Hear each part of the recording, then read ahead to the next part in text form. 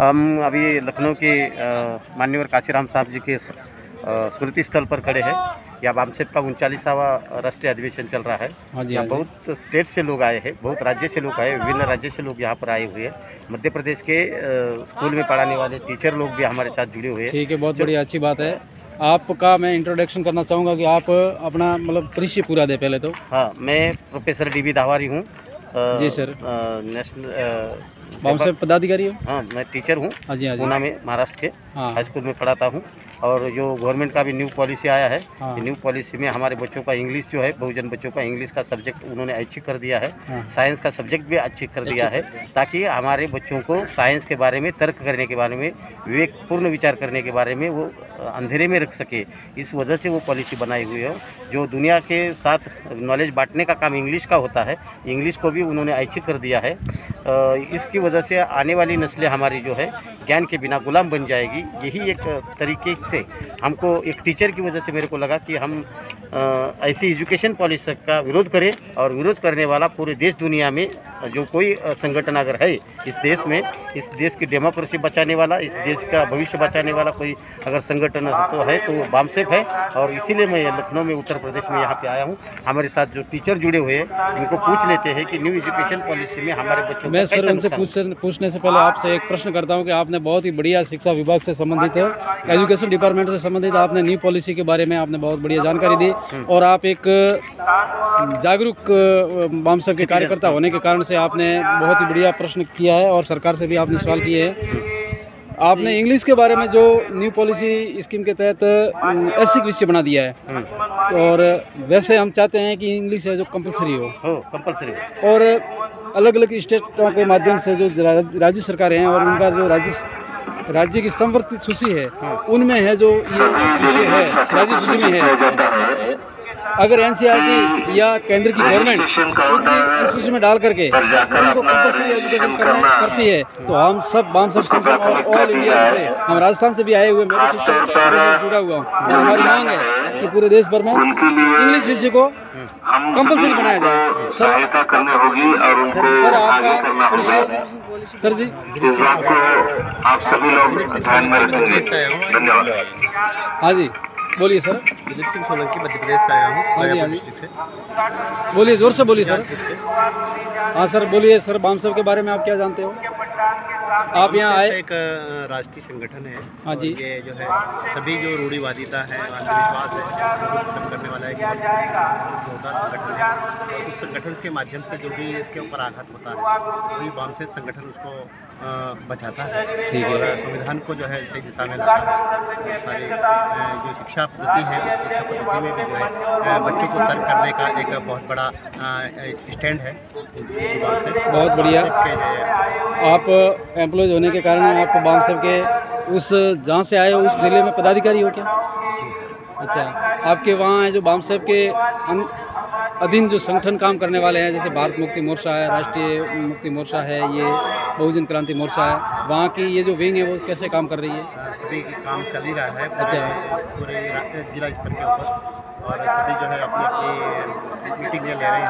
और मीटिंग रहे तो पहले तो ये है कि मिशन ये है कि अंधविश्वास और जो रूढ़िवादिता है उसे खत्म करना है। और सभी जो है तर्क की दृष्टि से यदि देखा जाए तो सभी जहाँ विकास हो सकता है उस विकास के स्तर पर कार्य कर रहे हैं, और इन जो ढकोसलेबाजी है इनसे दूर होने का पूरा प्रयास कर रहे हैं। बहुत ही बढ़िया। बामसेप एक बहुत बड़ा विश्वविद्यालय है, और इसी विश्वविद्यालय के आकर के सब लोग यहाँ से सीखते हैं, और सीखना ही ज्ञान है। जब तक मानव में सीखना नहीं होगा और सीखेगा नहीं, तब तक व्यक्ति है जो अधूरा रहेगा। मानव प्लस शिक्षा, मतलब आदमी प्लस शिक्षा, उनसे इंसान बनता है। और वो बामसेप है, वो सही दिशा निर्देश दे रहा है, सही शिक्षा दे रहा है। बामसेप एक वैचारिक बहुत बड़ा संगठन है, इंटरनेशनल का है, और हमारे लोगों को इसमें रह करके जो देश में जो वैचारिक मतलब जो अंधविश्वास के मार्फत जो सरकार बनी हुई है, हम उनके विरोधी हैं। हम विरोधी इसलिए हैं कि वो लोग हैं जो लोगों को सदमे में रखकर, अंधविश्वास में रखकर, मीडिया के मार्फत लोगों को है जो मतलब बहकावे में ला करके अंधविश्वास की सरकार, एक जो झूठ का पुतला है वो इस देश में टिका हुआ है। उनके प्रति अपनी क्या सोच है? हम झूठ के खिलाफ चल रहे हैं। झूठ नहीं होना चाहिए, रूढ़िवाद नहीं होना चाहिए और हम शिक्षा के प्रचार प्रसार और विकास में बहुत ही महत्वपूर्ण भूमिका हमारे जिला के स्तर के लोग कर रहे हैं और ये बामसे पे भी जो है इसी स्तर पर काम कर रहा है कि शिक्षा का स्तर उच्च हो और हमारे लोग जो पिछड़े हैं, गरीब हैं, तबके के हैं, यदि उनमें शिक्षा अच्छी हो जाएगी, विकास हो जाएगा शिक्षा का, तो मैं समझता हूँ कि जो लोग रूढ़िवादिता फैला रहे हैं, ये जो अंधविश्वास फैला रहे हैं, इनसे ये शिक्षा ही भगा सकती है। हाँ, और शिक्षा से ही सुधार आ सकता है और देश की व्यवस्था में सुधार आ सकता है। सर जी बोलिए। सर अभी हमने सुना है कि मध्य प्रदेश की जो सरकार है, वहाँ का जो शिक्षा परिषद है, वहाँ पे रामायण महाभारत जैसी किताबें जो है पढ़ाई जाती है। छठी कक्षा से 5वीं कक्षा से लेके 10वीं तक की कक्षा में रामायण और महाभारत पढ़ाया जाता है। एक मिनट। हाँ सर, सही बोल रहे हैं। इसका मतलब ये हुआ कि वहाँ जो पढ़ने वाले SC ST OBC के बच्चे हैं, उनको अंधविश्वास और पाखंडवाद का उसके दिमाग में भर दे के उन बच्चों को गुलाम बनाने की साजिश मध्य प्रदेश की जो बीजेपी की सरकार है वह कर रही है। और अभी न्यू एजुकेशन पॉलिसी में जो है, न्यू एजुकेशन पॉलिसी में परंपरा बोले तो संस्कृति जो बोलते हैं, हिंदू संस्कृति, हिंदू परंपरा, कला, इसके नाम पर हमारे SC ST के बच्चों को उनका पुराने बाप दादे का जो परदादों का जो व्यवसाय था, धंधा था, इसकी शिक्षा देने का प्रावधान यूपी की सरकार ने किया है। और वही यूपी एक प्रयोगशाला होती है, तो यहाँ जो प्रयोग किया जाता है वो पूरी इंडिया में फैलाया जाता है। तो ये प्रयोग ऐसा है कि हमारे जो SC ST OBC माइनॉरिटी के जो बच्चे हैं, उन बच्चों को उनके परदादों का जो भी जातिगत व्यवसाय था, उस व्यवसाय में प्रवीणता, उसको नाम दिया है प्रधानमंत्री कौशल्य विकास योजना। इसके तहत हमारे बच्चों को गुलाम बनने की साजिश चल रही है। इसके खिलाफ सर आपका क्या कहना है? स्टेट गवर्नमेंट ने ये मतलब आपके मध्य प्रदेश में लागू कर दिया है। सर मेरा एक प्रश्न है आपसे कि अभी भारत सरकार ने एक बिल लेके आ रही है गवर्नमेंट, और उसमें है जो NCERT में और पूरे भारत के पाठ्यक्रम में श्रीमद् भगवद गीता को मतलब उसका चैप्टर डाल रहे हैं और उसका एक विषय बना करके पूरे देश भर में है जो उसको पढ़ाएंगे। उसके बारे में आपका क्या मत है? भगवद गीता पढ़ाएंगे तो एक हिंदू विचारधारा हो गई। हमारा देश जो है हर जाति का, हर धर्म का रहने वाले हमारे देश में लोग हैं।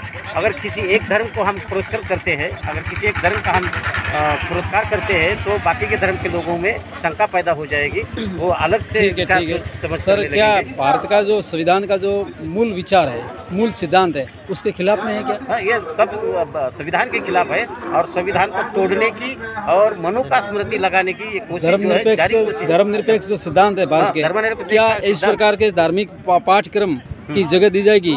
तो क्या देश के अंदर ये भारत का जो सेकुलरिज्म देश है, वो क्या समाजवाद जो देश है, उसमें क्या एक धार्मिक की ओर इंगित नहीं कर रहा है कि हिंदू राष्ट्र की ओर इंगित नहीं कर रहा है? हिंदू राष्ट्र का एजेंडा चला के SC ST के लोगों को बहकावे में लाया जा रहा है। और जो हमारी ये जो पॉलिसी है, इस पॉलिसी भारत की अखंडता और एकता को हानि पहुंचाने वाली इनकी ये पॉलिसी है, जो कि RSS के द्वारा और बीजेपी के द्वारा पूरे देश में चलाई जा रही है। जो इस देश के मूल निवासी लोगों के जो समस्याएं हैं, जो मूलभूत प्रॉब्लम है, प्रश्न है, उनको ध्यान हटाने के लिए कई एजेंडा वो चलाते हैं और उसके हिसाब से लोगों को गुमराह किया जाता है। सर इसमें सारे भारत के देश भर में ये बाम साहब के कर्मचारी वगैरह लोग जागृत हैं, जागृत लोगों को ज़्यादा चिंता है। देश में 85% पब्लिक है, वो जागृत क्यों नहीं हो रही, क्या कारण है? तो हमारे भी SC ST OBC के लोगों में कई जातियां हैं और उनको अंधविश्वास और पाखंडवास में उसने डुबाया है। अभी यूपी के अंदर योगी आदित्यनाथ वगैरह धर्म संसद करते हैं और नया संविधान का एजेंडा आ रहा है, उसके बारे में हमारे संगठन का क्या है? केदारनाथ है, जैसे धार्मिक स्थल है, वहाँ पे वो लेके जाते हैं। हमारे 5वीं 6वीं के बच्चों को कावड़ उठाने को बोलते हैं और वो दान दक्षिणा के रूप में उनसे पैसा लेते हैं। शिक्षा के बारे में उनके कोई सोचते नहीं। ऐसा भारत बनाएंगे वो कि वो भारत दुबला होगा, इस भारत के लोग कमज़ोर होंगे, इस देश के लोग दारिद्र्यता में जगेंगे और ऐसा भारत बनाने का उनका ख्वाब है। सत्ता की जो भी हथकंडे हैं वो अपने पास रखना चाहते हैं, पहले जैसी स्थिति करना चाहते हैं। पहला जैसा सिस्टम जो है मनुवाद का ऊपर जो खड़ा होता है, जो उनके जो वो किला जो बनाया हुआ है उसको वापस पुनर्जीवित करना चाहते हैं, उसके ऊपर वो जागृत करना चाहते हैं और उसको नाम उन्होंने दिया है हिंदू राष्ट्र। ठीक है सर, धन्यवाद, थैंक यू। क्या नाम है सर आपका?